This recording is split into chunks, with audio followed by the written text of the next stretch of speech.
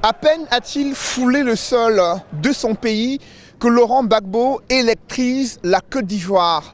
Des scènes de liesse se sont multipliées dans l'enceinte du pavillon présidentiel de l'aéroport international Félix Houphouët-Boigny. Pourtant, Laurent Gbagbo n'a pas été aperçu tel qu'il était annoncé.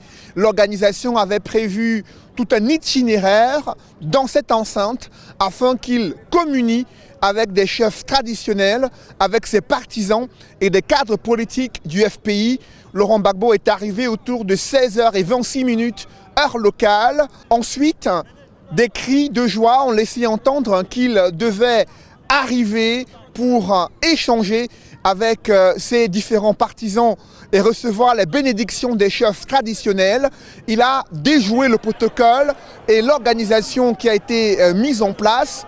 On a vu l'ancienne première dame Simone Gbagbo quitter le pavillon présidentiel. La raison était inconnue. Ensuite, c'est le fils du président Michel Gbagbo, récemment élu député, qui lui aussi a quitté les lieux.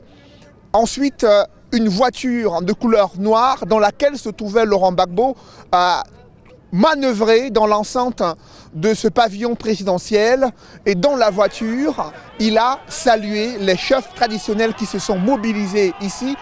Petite déception pour des journalistes qui ont essayé tant bien que mal de capter la première image de Laurent Gbagbo dès sa sortie d'avion ici à l'aéroport international Félix Houphouët-Boigny, mais à l'extérieur, c'est une mobilisation importante des Ivoiriens qui a été observée. Ils ont tenu à braver la répression policière, les gaz lacrymogènes, afin de saluer Laurent Gbagbo, même s'il est resté dans ce véhicule de luxe de couleur noire, vitres fumées, pour se rendre dans son QG de campagne de 2010, devenu le siège du FPI, là où un discours est très attendu, où des audiences privées pourraient également s'y dérouler ce soir.